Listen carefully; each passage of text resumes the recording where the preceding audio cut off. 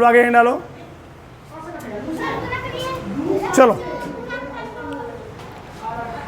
आगे कल हम छोड़े थे क्या, इलेक्ट्रॉन खोज बारे में पढ़ चुके थे। अगले डालो इलेक्ट्रॉन की विशेषताएं, लिखो इलेक्ट्रॉन की विशेषताएं। इलेक्ट्रॉन की विशेषताएं, इलेक्ट्रॉन की विशेषताएं है डालो। इलेक्ट्रॉन की विशेषताएं, उसमें लिखो इलेक्ट्रॉन की विशेषताएं निम्नलिखित हैं।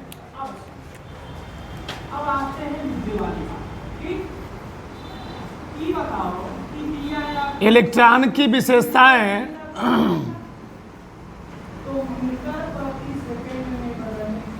इलेक्ट्रॉन की विशेषताएं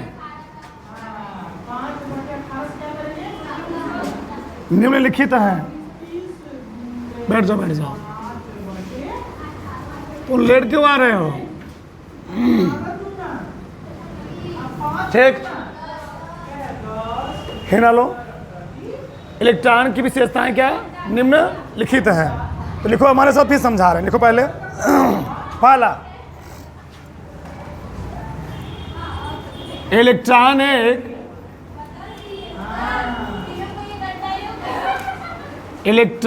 एक ऋणावेशित इलेक्ट्रॉन एक ऋणावेशित मूल कण है। इलेक्ट्रॉन एक ऋणावेशित मूल कण है, पहला पॉइंट। दूसरा लिखो इलेक्ट्रॉन का द्रव्यमान, इलेक्ट्रॉन का द्रव्यमान 9.1 गुणे 10⁻−31 किलोग्राम होता है। तीसरा,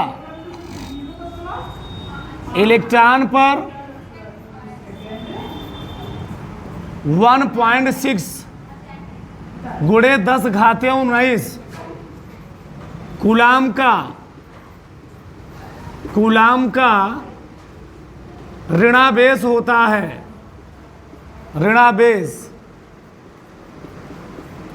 ऋणावेश होता है। ठीक, इसे इलेक्ट्रॉन को, इसे ई कामा या ऐसे लिखो, ऐसे इसे ई या ई माइनस या -1E0 या माइनस या 1β0 द्वारा प्रदर्शित किया जाता है। प्रदर्शित किया जाता है। ठीक, चौथा पॉइंट हुआ है। पांचवा पॉइंट, सभी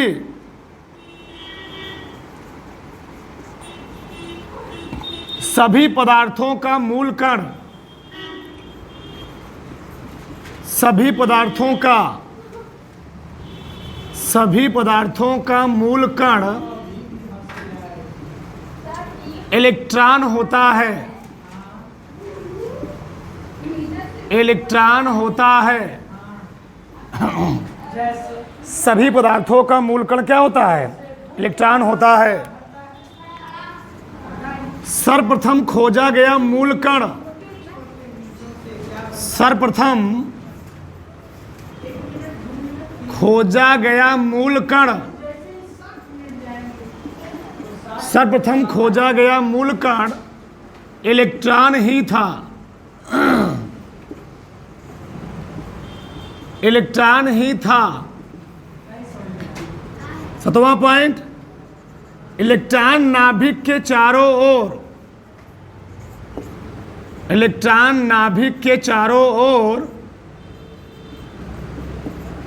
इलेक्ट्रॉन नाभिक के चारों ओर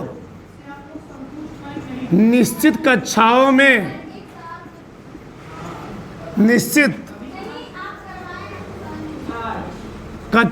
में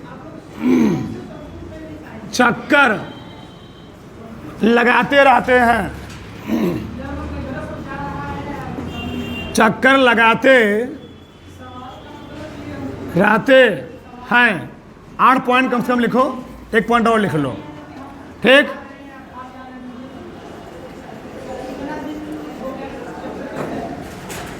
इलेक्ट्रॉन का जो त्रिज्या होता है यह बहुत कम होता है, 2.8 इलेक्ट्रॉन की त्रिज्या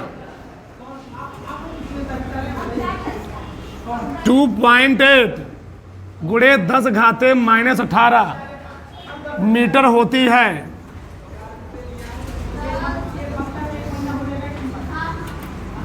मीटर होती है। तो समझो इधर, हम लोगों ने इलेक्ट्रॉन की खोज के बारे में पढ़ लिया था, ठीक। इलेक्ट्रॉन की विशेषताएं बचा हुआ था, तो यहाँ देख लो। तो इलेक्ट्रॉन का जो सबसे पहले प्रयोग किए थे, कौन किए थे? सर विलियम क्विक्स ने। और सर विलियम क्विक्स ने प्रयोग किए, और उस पर जो पूरा श्रेय जो जाता है वह किस पर जाता है? जे थॉमसन पर। क्योंकि जे थॉमसन ने ही बाद में जो कैथोड किरणें निकली थी, कहाँ से निकली थी? कैथोड प्लेट से। उन किरणों का नाम क्या दिया था? इलेक्ट्रॉन नाम दिया था। क्या नाम दिया था? इलेक्ट्रॉन। तो उन्हीं के नाम में क्या पड़ गया? मतलब जो इलेक्ट्रॉन का खोज का श्रेय जाता है वह किसको दिया जाता है? जे थॉमसन को दिया जाता है। बस मैं ना कैसे खोजे पूरा समझे थे। अब इलेक्ट्रॉन की विशेषताएं, तो इलेक्ट्रॉन एक क्या है? ऋणावेशित मूल कण है, यानी इलेक्ट्रॉन पर क्या चार्ज होता है? माइनस चार्ज होता है। हम लोग जानते हैं, देखो पहले तो समझो। यहाँ पर कोई परमाणु है, ये कोई परमाणु मान लिया मैं है, चलो ठीक। ये परमाणु का नाभिक है। नाभिक में क्या होते हैं? प्रोटॉन और न्यूट्रॉन। और इलेक्ट्रॉन करता क्या है? इसके चारों तरफ चक्कर लगा रहा है, ठीक। अब यहाँ पर क्या कर रहा है? इलेक्ट्रॉन पर क्या होता है? इलेक्ट्रॉन क्या है? ऋणावेशित मूल कण है, यानी इलेक्ट्रॉन पर कौन सा चार्ज होता है? इलेक्ट्रॉन पर होता है माइनस चार्ज, ठीक। और प्रोटॉन पर कौन चार्ज होता है? Plus charge. क्यों? अच्छा, इलेक्ट्रॉन पर माइनस चार्ज होता क्यों है? क्योंकि जो इलेक्ट्रॉन था यह कहाँ से निकला था? कैथोड प्लेट से। और कैथोड प्लेट कैसी थी? निगेटिव पॉजिटिव निगेटिव थी, इसलिए इलेक्ट्रॉन पर कौन चार्ज हुआ? माइनस चार्ज हुआ, ठीक। तो इलेक्ट्रॉन पर कौन चार्ज होता है जी? ऋणावेशित। और हमने मूल कण क्यों कहा? हमारे धरती पर 3 ही प्रकार के मूल कण हैं। एक है इलेक्ट्रॉन, दूसरा है प्रोटॉन, तीसरा क्या है? न्यूट्रॉन। है तो बहुत सारे कण, लेकिन 3 मूल कण होते हैं। आगे देखो, इलेक्ट्रॉन का जो मास होता है, द्रव्यमान होता है, वह कितना होता है? 9.1 गुणे 10⁻31 किलोग्राम होता है। ये इलेक्ट्रॉन का मास होता है, यानी द्रव्यमान होता है। आगे इलेक्ट्रॉन पर जो आवेश होता है कितना होता है? 1.6 गुणे 10⁻19 कूलाम का ऋणावेश होता है, ठीक। अगर हम यही बात करें प्रोटॉन पर, किस पर बात करें? प्रोटॉन पर। किस पर बात करें? तो इतना ही चार्ज होता है। कितना चार्ज रहेगा? इतना ही चार्ज होता है, प्लस क्या रहेगा? वो पॉजिटिव रहेगा। बस हमें ना। आगे इलेक्ट्रॉन को हम कई रूप से प्रदर्शित कर सकते हैं, यानी दर्शा सकते हैं। पहला क्या है? इसे हम ई से या ई माइनस से या -1E0 से, या E0 कह दो, -1E0 या 1B0 द्वारा क्या किया जाता है? प्रदर्शित किया जाता है। इसको हम इन सभी चारों में से किसी द्वारा भी क्या कर सकते हैं? प्रदर्शित कर सकते हैं, इंडिकेट कर सकते हैं, दर्शा सकते हैं। आगे सभी पदार्थों का मूल कण क्या होता है? इलेक्ट्रॉन होता है। दुनिया का कोई भी पार्टिकल होगा, देखो इधर हमने कहा था, बताया जब परमाणु के बारे में, तो जब जॉन डाल्टन साहब ने अपना सिद्धांत दिया, जॉन डाल्टन साहब ने कहा कि दुनिया का प्रत्येक जो पदार्थ है वह किससे बना है? उसमें परमाणु पाया जाता है। क्या पाता है? परमाणु। और परमाणु एक अविभाज्य कण है। परमाणु क्या है? एक अविभाज्य कण। ये सन 1808 ईस्वी की बात है, बहुत पहले की बात है। तो इसके बाद क्या हुआ? साइंटिस्टों ने और चीज़ को खोजना ही बंद कर दिया। उन्होंने बोल दिया कि परमाणु को और हम डिवाइड और भागों में डिवाइड नहीं कर सकते। फिर बाद में क्या हुआ? जब इन साइंटिस्टों ने क्या किया? खोजना शुरू किया। जे थॉमसन ने, टेन रदरफोर्ड ने, इन लोगों क्या किया, बहुत डीपली अध्ययन किया, पाया कि परमाणु को हम क्या कर सकते हैं, परमाणु अविभाज्य कण नहीं है, परमाणु को भी हम क्या कर सकते हैं, परमाणु को भी हम तोड़ सकते हैं, काट सकते हैं, उसको हम डिवाइड कर सकते हैं। और परमाणु कितने भाग में उसको हम तोड़ सकते हैं, 3 भागों में, इलेक्ट्रॉन, प्रोटॉन और, यानी परमाणु अविभाज्य कण नहीं है, परमाणु क्या है, विभाज्य कण है, और उसको हम इलेक्ट्रॉन, प्रोटॉन, न्यूट्रॉन कर सकते हैं, विभाजित कर सकते हैं। ठीक, तो इसके बाद क्या हुआ, बहुत सारी खोजें स्टार्ट हो गई। फिर क्या हुआ, हम लोग जानते भी हैं, खोजा गया जो पहला इलेक्ट्रॉन था, खोजा गया जो पहला क्या था, कण था, वो कौन था, इलेक्ट्रॉनिक का। पूछा गया है सर्वप्रथम खोजा गया मूल कण कौन था, इलेक्ट्रॉन था। तो तुमसे मान लो कोई पूछ ले कि सर्वप्रथम खोजा गया मूल कण कौन था, इलेक्ट्रॉन ही था।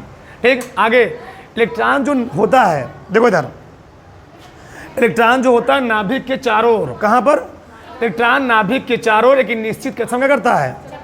आगे हम सब पढ़ेंगे पूरा, बोर-बरी के नियम पढ़ेंगे, रदरफोर्ड का परमाणु मॉडल सिद्धांत पढ़ेंगे, तो वहाँ पूरा समझेंगे कि इलेक्ट्रॉन नाभिक के चारों ओर किस कक्षक में कैसे चक्कर लगाता है, किस ऑर्बिटल में चक्कर लगाता है। तभी यहाँ जानो, जो इलेक्ट्रॉन होता है ये न्यूक्लियस है, नाभिक है, ये क्या है, न्यूक्लियस है, और इस न्यूक्लियस के चारों तरफ करता है इलेक्ट्रॉन, वह अनवरत चक्कर लगाता रहता है, और निश्चित कक्षाओं में, ऐसे नहीं उल्टा सीधा कक्षाओं में, एक निश्चित कक्षाएं होती है, उसमें क्या करता है, मूव करता रहता है, चक्कर लगाता रहता है। और जो इलेक्ट्रॉन की त्रिज्या होती है वह कितनी होती है, 2.8 × 10⁻18 मीटर होती है, बहुत कम होता है, 10⁻18 है, बहुत कम है। ठीक, तो ये क्या होगा, इलेक्ट्रॉन की विशेषता होगी। बताओ इसमें किसी कोई प्रॉब्लम हुआ, उतार लो इसके पहले, उतार लो। अगला है लो, प्रोटॉन की खोज, हेडिंग है ना लो। ये दूसरा है ना जी, इलेक्ट्रॉन खोज खत्म, प्रोटॉन की खोज, प्रोटॉन की खोज, डिस्कवरी ऑफ प्रोटॉन,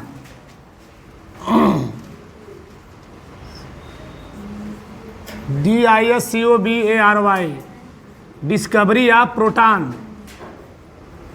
प्रोटॉन। चलो समझो प्रोटॉन की खोज कैसे हुई, बहुत ध्यान समझो, इधर समझते हैं हम लोग, सबका ध्यान होना चाहिए।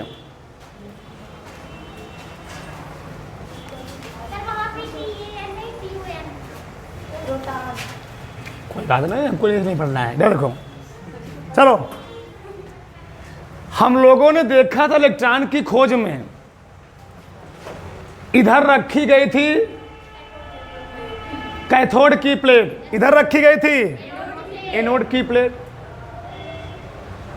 प्रोटॉन की खोज में इधर क्या रखी गई, इधर रखी गई एनोड की प्लेट, इधर रखी कैथोड की प्लेट। थोड़ा समझो अंतर क्या होता है।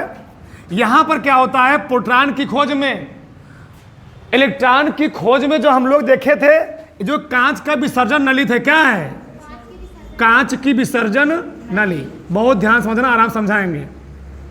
कांच की विसर्जन नली, कांच की विसर्जन नली, उस वाले में कांच की विसर्जन नली में से जो गैसें थी उनको निकाल लिया गया था, एयर को निकाल लिया गया था। किसमें से, उसमें से। इसमें क्या किया जाता है, गैसों को और कोई विशेष गैस उसमें क्या किया जाता है, भर दिया जाता है। किसके माध्यम से, निर्वात पंप के माध्यम से, वैक्यूम ट्यूब के माध्यम से। समझा ध्यान से। अंतर क्या होता है, लड़के अंतर नहीं समझ पाते हैं। उसमें गैस को सक करके निकाल लिया गया था, उसमें कोई अंदर हवा या गैस नहीं था। इसमें क्या किया जाता है, निर्वात पंप के माध्यम से और अंदर गैस को इंटर करा दिया जाता है। इसमें मान लो इसमें बहुत सारी गैसें हो गई हैं, चलो ध्यान समझना, और ध्यान समझो, तुम कभी नहीं भूलोगे। इसमें बहुत सारी गैसें अंदर भरी हुई हैं, बहुत सारी, ठीक, गैसें भरी हैं ऐसे, ठीक, गैसें मान लो भरी हैं किसके अंदर, इस कांच की नली के अंदर। अब क्या किया गया, एक साइंटिस्ट थे गोल्डस्टीन। कौन थे, गोल्डस्टीन। मैं यहां लिख रहा हूं नाम भी, गोल्डस्टीन। गोल्डस्टीन ये 1886 में प्रयोग करना शुरू किए। ठीक, तो गोल्डस्टीन साहब ने क्या किया, सन 1886 ईस्वी में एक कांच का विसर्जन नली लिया, एक कांच का विसर्जन नली लिया और उसमें उच्च वोल्टेज का मान कितना था, कितना वोल्टेज था, बैटरी से उच्च वोल्टेज यानी 10,000 वोल्टेज, 10,000 वोल्ट, कितना, बैटरी से 10,000 वोल्ट वाह, उच्च वोल्ट क्या है, उच्च वोल्ट, और निम्न दाब, निम्न वायुमंडलीय दाब, और दाब कितना था, 10 खाते -2 से 10 खाते -3 मिमी दाब लिख लो, मिमी दाब। ये दाब बहुत कम है, कम दाब पर, क्या, कम दाब पर, बोलो मत, कम दाब पर। इधर देखो, तो गोल्डस्टीन साहब ने उच्च वोल्टेज दिया, मतलब उच्च विभवांतर लगाया, किससे लगाया, बैटरी से, और इसके अंदर क्या किया, दाब को बहुत ही कम कर दिए, दाब को बहुत ही कम कर दिए। अब देखो वोल्टेज बहुत ज़्यादा है, वोल्टेज बहुत हाई है, और वोल्टेज हाई होने से यहाँ से क्या हुआ, करंट का फ्लो होना शुरू हो गया, क्या हुआ, करंट का फ्लो होना शुरू हो गया, प्लस से माइनस की ओर करंट का फ्लो होना शुरू हुआ। अब होता क्या है, यहाँ से ध्यान से समझना, यहाँ से एनोड की प्लेट से जब उच्च वोल्टेज और कम दाब इसके अंदर रखा गया, गैसें भरी हुई है, तो एनोड की प्लेट से क्या हुआ, कुछ किरणें निकलना शुरू हुई, कुछ किरणें निकलना शुरू हुई। जब यहाँ से किरणें निकलती, जो गैसें थी उनसे क्या हुई, एक किरणें टकराई, एक किरणें क्या हुई, टकराई। देखो यार, कुछ लोग ऐसे बोलते हैं कि एक किरण क्या थी, इससे टकराई, किससे टकराई, कैथोड से, कैथोड से टकराने के बाद यहाँ किरण आई, यहाँ से कुछ किरणें निकली, कहाँ निकली, एनोड प्लेट से, किधर निकली, एनोड प्लेट से, और एक किरणें जा करके उन्होंने क्या लिया था, कैथोड छिद्रित युक्त लिया था, यानी जो प्लेट लिया था, कैथोड का जो प्लेट लिए थे वो क्या था, छिद्रयुक्त कैथोड था, यानी इस प्लेट के अंदर छिद्र था, क्या था, छिद्र था।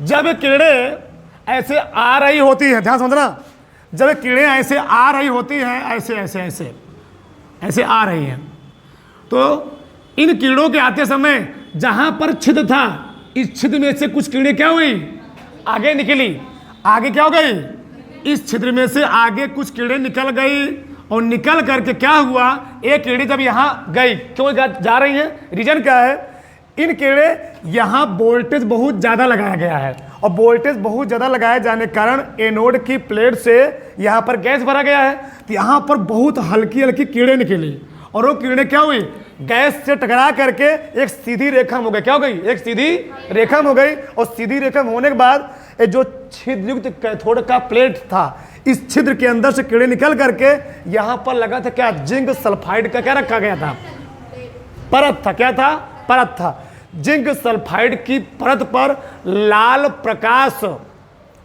किरण उत्पन्न करने लगी, क्या करने लगी, लाल, क्या लिखा कि कौन सा परत है, जिंक सल्फाइड की परत पर लाल प्रकाश, लाल प्रकाश क्या करती है, उत्पन्न करने लगती है।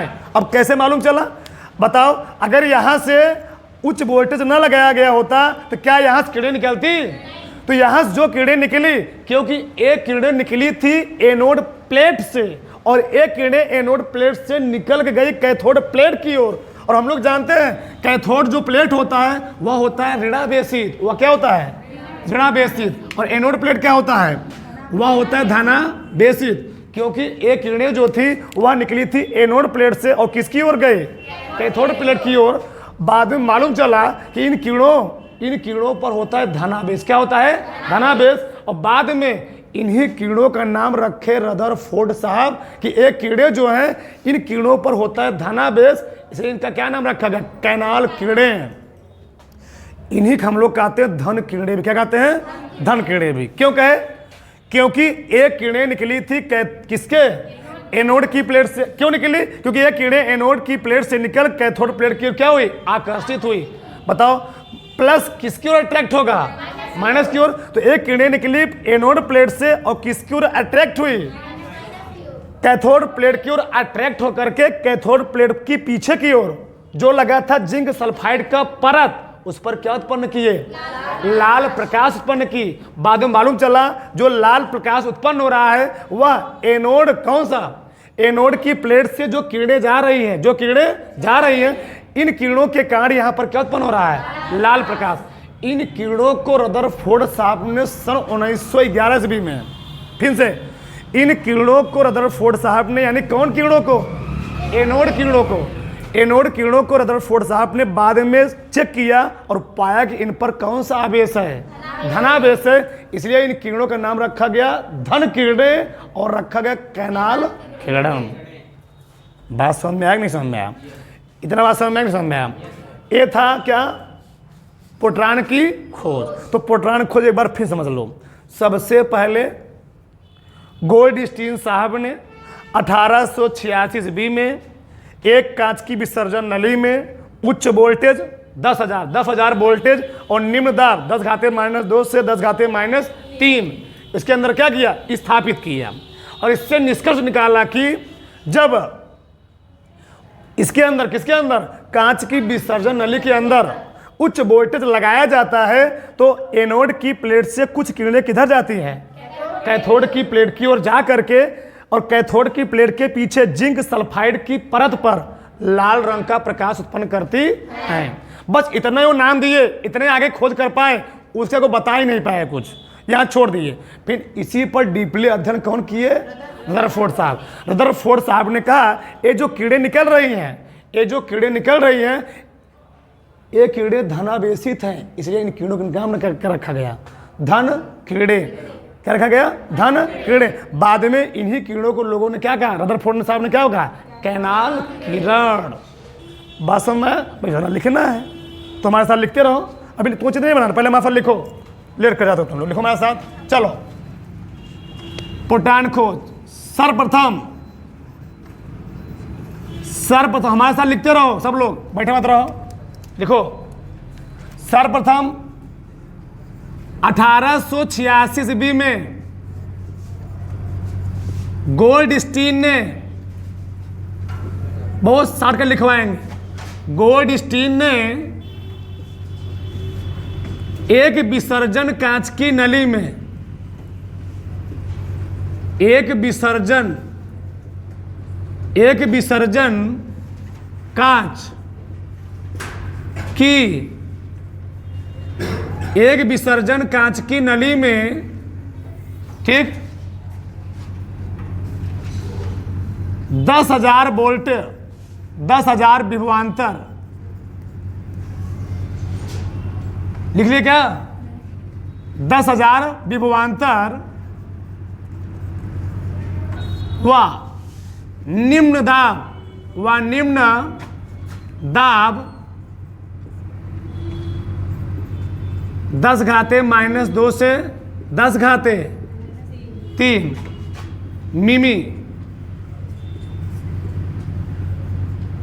मिमी स्थापित किए या लगाए,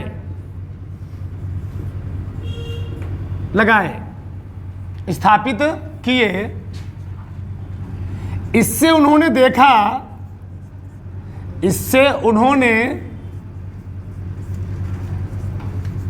देखा कि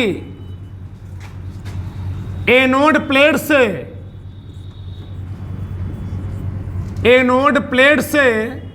कुछ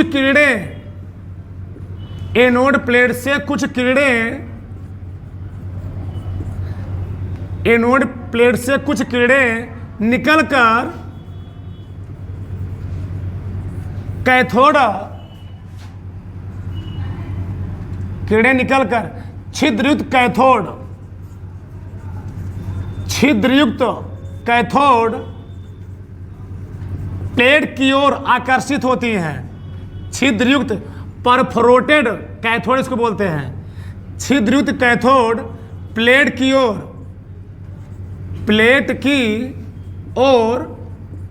आकर्षित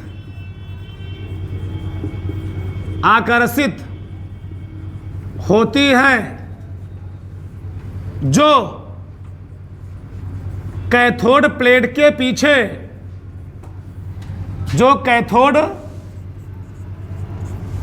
प्लेट के पीछे जिंक सल्फाइड की परत पर लाल प्रकाश क्या करती है जी? लाल प्रकाश उत्पन्न करती है। जो समझाया मैं वही लिख रहा हूं, लाल प्रकाश उत्पन्न करती है। इन किरणों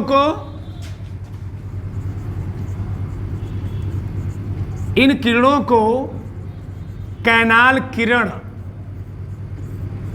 नाम दिया गया। इन किरणों को कैनाल किरण नाम दिया गया। हो गया इतना? ठीक। अब देखो इधर, इतना लिखे नहीं लिख रही है? बताओ, जो मैंने वहां समझाया यही लिखा हूं ना कि अलग कुछ लिखा हूं? अरे तो नहीं लिखा हूं ना। अब आगे समझो। फिर आगे लिखो। 1911 ईस्वी में, सन 1911 ईस्वी में, 1911 ईस्वी में रदरफोर्ड ने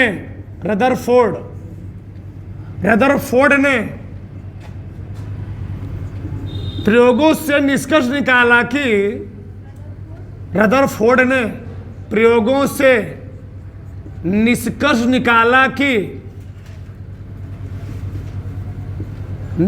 निकाला कि इन किरणों पर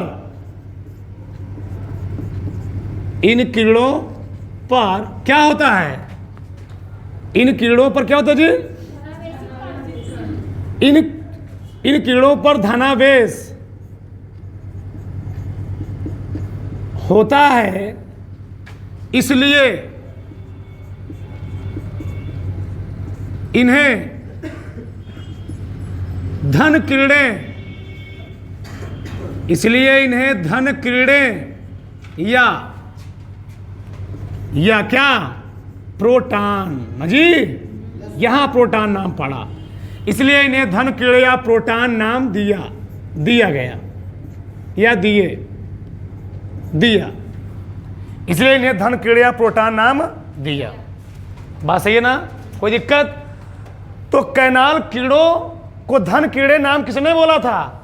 रदरफोर्ड साहब ने। और ध्यान देना, इसी कारण रदरफोर्ड साहब को इनको भौतिकी में इनको क्या कहता है? भौतिक नाभिक का जनक कहा जाता है। किसको? रदरफोर्ड साहब को भौतिक नाभिक का जनक कहा जाता है। और इनको बाद में नोबेल पुरस्कार से क्या किया गया था? सम्मानित भी किया गया था। नीचे लिख लो। इन्हें दूसरा पॉइंट क्या लिख रहे हैं ना? दूसरा पॉइंट से मत लिखना। इन्हें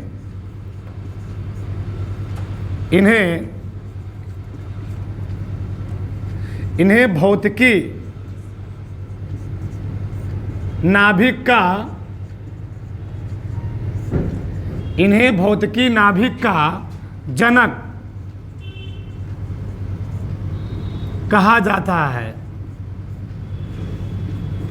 इन्हें भौतिकी नाभिक का जनक कहा जाता है। बताओ, यहां तक किसी कोई प्रॉब्लम? ठीक। अब देखो, ये हो गई। अब हम लोग आगे क्या पढ़ेंगे? पूरा बात समझ में आया ना? यानी हम चाहे कहें, अच्छा बताओ, ये समझो थोड़ा। इलेक्ट्रॉन खोज में प्रोटॉन खोज में कुछ अंतर समझ में आया? इलेक्ट्रॉन खोज में गैस नहीं थी, इसमें क्या है? गैस है। कुछ लोग ऐसे मानते हैं, समझ लो, यहाँ पे थोड़ा और समझ लो, तुम थोड़ा यहाँ समझो। कुछ लोग, अगर तुम देखो कि बहुत सारी किताब में ऐसे दिया गया है कि जो किरणें हैं पहले यहाँ से, भैया विभवांतर दोनों तरफ लगाया जा रहा है ना, विभवांतर दोनों तरफ स्थापित किया जा रहा है। मान लो यहां से निकली किरणें, कहां से निकली? कैथोड प्लेट से। कहां निकली? कैथोड प्लेट से जो किरणें निकली, बहुत ध्यान समझना, बहुत सारी किताब में भी लिखा गया, मैं तो बता रहा हूं। कैथोड प्लेट विभवांतर दोनों तरफ लगाया जा रहा है। तो जो कैथोड प्लेट से किरणें निकली, वो किरणें जो इसमें गैसें भरी गई, क्या भरी गई हैं? जो गैसें भरी गई हैं, एक किरणों का वेग इतना ज्यादा था कि इन गैसों से टकरा करके बताओ, कैथोड पर प्लेट पर कौन चार्ज होता है? कैथोड प्लेट पर होता है नेगेटिव चार्ज। तो एक किरणें जो गैस के कण थे, इनसे टकरा करके इनके ऋणावेश को खींच लेती हैं। क्या करती हैं? इन गैसों के ऋणावेश को बाहर निकाल देती हैं। बताओ, जब इनके ऋणावेश के कणों को बाहर निकाल दी तो यहाँ बचा क्या? धनावेश। और यही धनावेश, बताओ, ऋणावेश जाएगा इधर, ऋणावेश जाएगा इधर, इसके विपरीत क्या चलता है?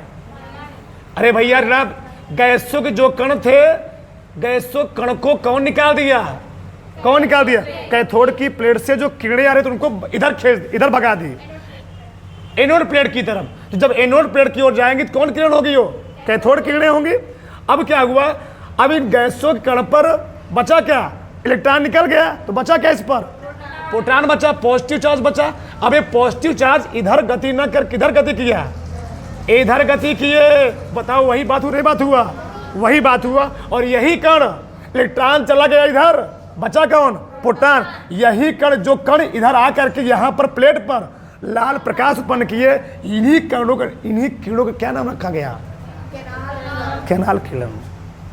कुछ लोग ऐसे ही बताते हैं, तो उसमें तुमको डाउट में होना नहीं है, बात तो वही पूरा घुमा फिरा कर है, सही ना? अब आगे देखो, समझो। यहाँ पर आगे हम लिखते हैं कैनाल किरणों गुण, है ना? लो, कैनाल किरणों के गुण। कैनाल किरणों के गुण, कैनाल किरणों के गुण। प्रॉपर्टीज ऑफ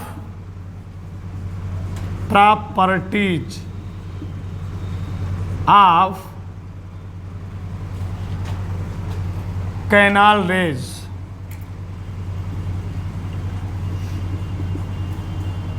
लिखो, बोल रहे हैं।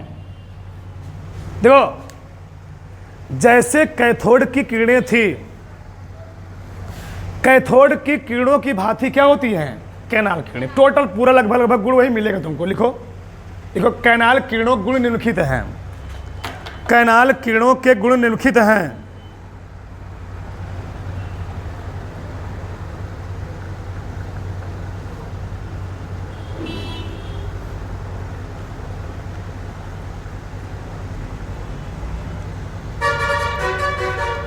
कैनाल किरणों गुण क्या है जी?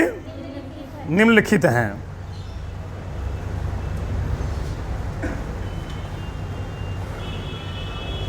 ये बताओ, कैनाल किरण को हम धन किरण बोल सकते हैं?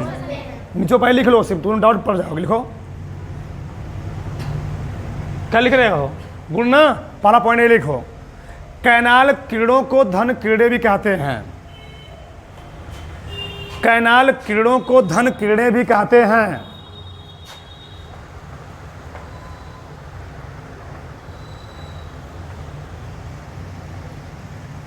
सही ना? अच्छा बताओ, हम ऐसे बोल सकते हैं कैनाल किरणों के गुण या धन किरणों के? दोनों बात देखिए ना, तो डाउट मत पड़ना। लिखो, पहला पॉइंट लिखो, एक किरणें प्रकाश की भांति, एक किरणें प्रकाश की भांति। लिखो, फिर समझा रहे हैं हम। एक किरणें प्रकाश की भांति एक सीधी रेखा में, एक किरणें प्रकाश की भांति एक सीधी रेखा में, एक सीधी रेखा में कैथोड किरणों के विपरीत चलती हैं। लिखो, फिर पूरा समझाएंगे। कैथोड किरणों के विपरीत चलती हैं।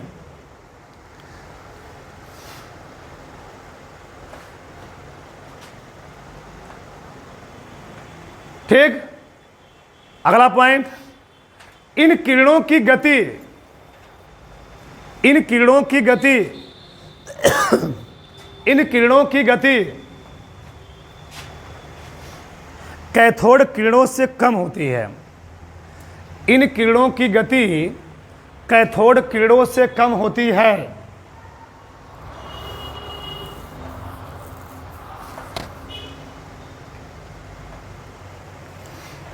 हो गया? अगला पॉइंट, विद्युत तथा चुंबकीय क्षेत्र में, विद्युत तथा चुंबकीय क्षेत्र में, विद्युत तथा चुंबकीय क्षेत्र में एक किरणें, विद्युत तथा चुंबकीय क्षेत्र में एक किरणें, एक किरणें विक्षेपित हो जाती हैं। विक्षेपित हो जाती हैं।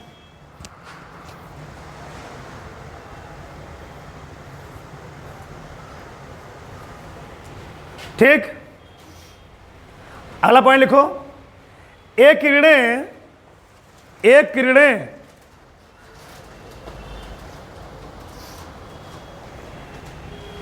कैथोड की प्लेट के पीछे, एक किरणें कैथोड की प्लेट के पीछे, कैथोड की प्लेट के पीछे जिंक सल्फाइड की परत पर, ZnS, जिंक सल्फाइड की परत पर लिख लो, परत पर क्या उत्पन्न करती हैं? लाल प्रकाश उत्पन्न करती हैं। कई पॉइंट हुआ? एक छोड़ लिख लो, बस मत लिखो। लाल प्रकाश उत्पन्न करती हैं। ठीक, अगर लिखो इन किरणों की भेदन क्षमता, इन किरणों की भेदन क्षमता,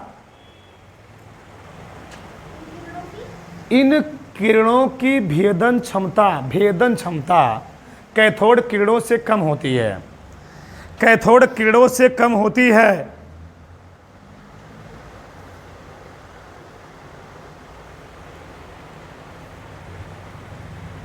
समझो इधर, 6 पॉइंट बहुत है, बहुत सारे पॉइंट बनेंगे, हम समझा दे रहे थे। देखो ध्यान से समझो। देखो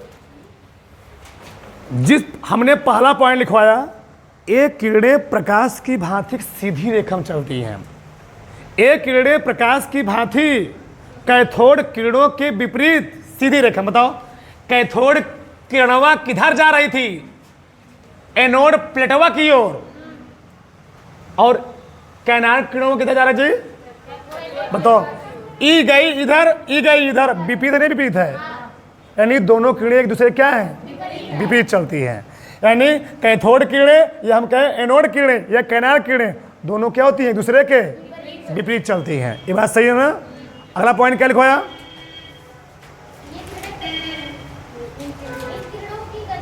हाँ इधर देखो, इन किरणों की जो गति होती है, किसी गति? कैनाल किरणों की जो गति होती है, यानी इनकी भेदन क्षमता, मैं वही लास्ट में लिखवाया हूं। इन किरणों की जो गति होती क्या होती? बहुत ही कम। हमने तुमको बताया था जो कैथोड किरणें थी, उन किरणों का जो वेग होता है बहुत हाई होता है। क्यों? रीजन क्या है? समझो, यहां बहुत समझना ध्यान से। कैथोड किरणों का वेग बहुत ज्यादा होता है। मान तुमसे कोई पूछे ज्यादा होता क्यों है? क्योंकि हमने बात किया था जो इलेक्ट्रॉन होता है उसका जो मास होता है वह प्रोटॉन के मास से क्या होता है? बहुत ही कम होता है। इसीलिए क्या करता है? इलेक्ट्रॉन नाभिक के चारों क्या करता है? चक्कर लगाता है। अगर उसका मास ज्यादा होता तो क्या वो नाभिक के चारों चक्कर लगाता? नहीं। तो इलेक्ट्रॉन का, यानी हम बात करें कैथोड किरणों का जो क्या होता है? मास होता है, वह मास बहुत कम होता है। और मास बहुत कम होने के कारण इनका वेग क्या होता है? दुई मिलक हम पार्क में दौड़ाते हैं, एक हाथी, एक बिलार, एक खरगोश, कौन तेज दौड़ेगा? खरगोश ना जी। अरे एक भैंस तो दौड़ा दी तब गधा। तो मतलब जिसका मास ज्यादा रहेगा उसकी स्पीड क्या हो जाएगी? घट जाएगी। खरगोश का मास क्या है वहां पर? कम, उसकी स्पीड क्या होगी? ज्यादा होगी। ये मैटर यहाँ पर डिपेंड करता है। ठीक, तो इसका जो मास होता है क्या होता है? किसका मास? यानी कैथोड की प्लेट से जो किरण निकल रहा है उस किरण का नाम क्या रखा गया है? प्रोटॉन। प्रोटॉन का जो मास होता है बहुत ज्यादा होता है, और मास ज्यादा होने के कारण इसकी भेदन क्षमता क्या होती है? कम होती है। इलेक्ट्रॉन का मास बहुत कम होता है, इसलिए इसकी भेदन क्षमता क्या होती है? बहुत ज्यादा होती है। और कितना अधिक होती है? जो प्रोटॉन का मास होता है वह इलेक्ट्रॉन के मास से 1837 गुना ज्यादा होता है। 1837 गुना, 1-2 गुना नहीं, बहुत ज्यादा है। सब प्रूफ करवाया पीछे। अगला पॉइंट क्या लिखवाया? हाँ इधर देखो। हाँ, जो जैसे वो किरणें थी, इन किरणों के पास भी अगर हम विद्युत क्षेत्र रखेंगे, मतलब समझो इधर बता रहा हूं, मान लो यहां रख दिया, मान लगा दिया पॉजिटिव, विद्युत क्षेत्र क्या रखा, पॉजिटिव, इधर क्या रखा, निगेटिव। तो जौन किरणों भी बेचारे सीधी जा रहे थे ना, जा रहे थे, इन नागिन डांस करके कर, नहीं समझे हमारी बात। अगर इस पर कहो, बताओ एक मिनट, अगर तुम लगाए विद्युत क्षेत्र तो एनोड किरणों पर कौन चार्ज होता है, प्लस चार्ज। तो एनोड, बहुत ध्यान समझना, एनोड किरण पर है पॉजिटिव चार्ज, तो जो एनोड किरण निकलेंगी वह किसकी ओर खिंच जाएंगी, वह मान लो यहां लगाए माइनस, तो एनोड किरणें खिंच जाएंगी माइनस की ओर, किसकी ओर खिंचेगी जी, माइनस की ओर खिंचेंगी ना। लेकिन जो कैथोड किरण आ रही है, क्या आ रही है, कैथोड किरण पर कौन चार्ज होता है, माइनस का। तो कैथोड किरण पर होता है माइनस का चार्ज, यानी जी, तो एक किधर खिंच जाएंगी, प्लस की ओर जी, एक खिंच जाएंगी प्लस की ओर। अब समझ में ना, यानी विपरीत डायरेक्शन में उधर घूम जाएंगे, मुड़ जाएंगे, मतलब विक्षेपित कहने मतलब होता है मुड़ जाना, घूम जाना, भटक जा अपने रास्ते से। हाँ आई मतलब सही है, अपने रास्ते से भटक जाना। फिर समझ में तुम एनोड के प्लेट से निकली थी कौन सी किरणें, कौन किरणें निकली थी, एनोड किरणें निकली थी ना, उसका हम लोग नाम क्या दिए थे, इलेक्ट्रॉन। क्या नाम दिए थे, प्रोटॉन ना। कैनाल किरणें क्या नाम दिए। अब बताओ कैनाल किरणों पर कौन चार्ज होता है, तो किधर घूमेंगी, कैथोड की प्लेट से कौन निकली, इलेक्ट्रॉन, क्या निकली, किधर घूमेगी, प्लस की ओर। किधर घूमेगी, प्लस की ओर। समझ में ना, प्लस वाला माइनस की ओर, माइनस वाला भटक जाएगा रास्ते से। अगला पॉइंट क्या लिखवाया, हाँ हाँ इधर देखो, समझो पहले, बोलो मत। जो किरणें होती हैं, कौन किरणें होती हैं, कैनाल किरणें। ये जो कैनाल किरणें होती हैं, जो यहाँ पर छिद्रयुक्त कैथोड का प्लेट रखा गया है, इस छिद्र से कीड़े निकल करके जो यहाँ पर जिंक सल्फाइड की परत है, इस पर लाल रंग का हमने वहाँ लिखवाया प्रकाश उत्पन्न करती है। उसका मतलब वो सही तो है, लेकिन वहाँ पर तुम कह सकते हो लाल रंग का प्रदीप्ति उत्पन्न करती हैं। अब प्रदीप्ति क्या होता है, हमने बताया था, किसी पदार्थ का वह गुण, किसी पदार्थ का वह गुण जो जब किसी वस्तु पर उसको डाला जाता है तो क्या करता है, एक विशेष प्रकार का रंग उत्पन्न करे, चमकीला रंग उत्पन्न करे, उसी का हम लोग कहते क्या है, प्रतिदीप्ति कहते हैं। तो जब यहाँ से किरणें गई तो यहाँ पर टकरा करके क्या उत्पन्न करी, एक विशेष प्रकार का रंग उत्पन्न कर रही है। वह रंग कैसा है, इसी को हम लोग कहते हैं प्रतिदीप्ति कहते हैं। एक किरणें क्या होती हैं, किसी चीज से टकरा करके वहाँ पर क्या उत्पन्न करती हैं, प्रतिदीप्ति, यानी एक विशेष रंग का प्रकाश उत्पन्न करती है। समझ में है ना। और कोई पॉइंट बचा, नहीं बचा क्या, तो बता ही दिए, उतार लो पूरा, उतार लो। अगला ही डालो, प्रोटॉन की विशेषताएं। प्रोटॉन की विशेषताएं, विशेषताएं उसमें लिखो, प्रोटॉन की विशेषताएं निम्नलिखित हैं। प्रोटॉन की विशेषताएं निम्नलिखित हैं।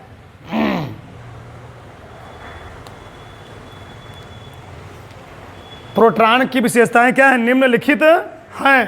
पहला पॉइंट लिखो, प्रोटॉन प्रत्येक परमाणु के नाभिक का, प्रोटॉन प्रत्येक परमाणु के नाभिक का, प्रोटॉन प्रत्येक परमाणु के नाभिक का धनावेशित मौलिक कण है या मूल कण है।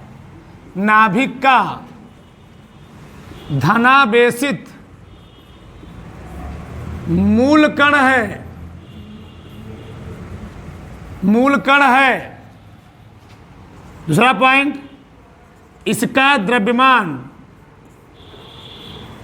1.672 गुणे 10⁻⁻27 किलोग्राम होता है।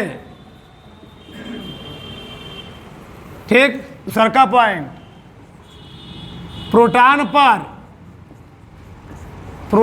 पर 1.6 गुणे 10 घाते -19 कूलाम का धनावेश होता है। धनावेश होता है। तीसरा पॉइंट।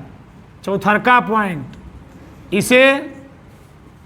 इसे पी फॉर पोट्रॉन या 1H1 से प्रदर्शित करते हैं।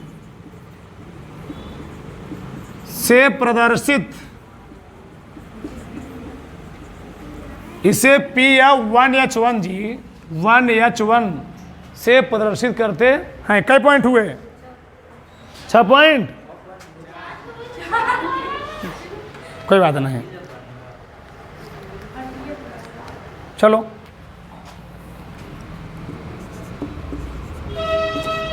प्रोटॉन को मूल कण का नाम, प्रोटॉन को मूल कण का नाम, मूल कण का नाम किसने दिया था? रदरफोर्ड ने। रदरफोर्ड ने दिया था या दिए थे, लिख सकते हो। ठीक। इसकी त्रिज्या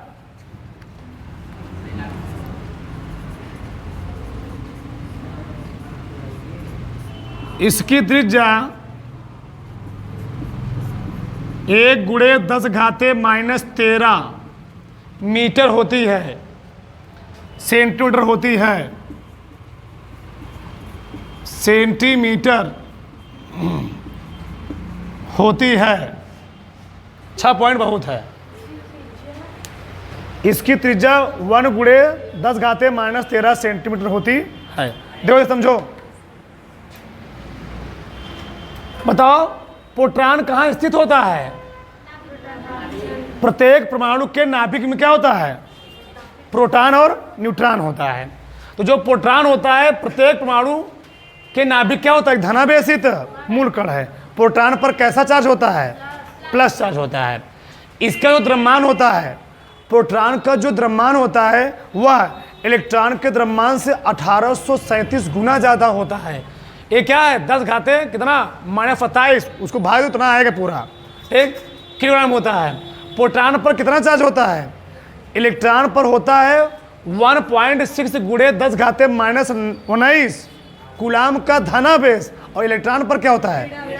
समान ही आवेश होते हैं परंतु ऋणावेश होता है। बात समझ में ना? आगे इसे हम लोग P या 1H1 से क्या कर सकते हैं? प्रदर्शित करते हैं। और प्रोटॉन को मूल कण का नाम किसने दिया था? इसलिए पूरा श्रेय खोज का किसको दिया जाता है?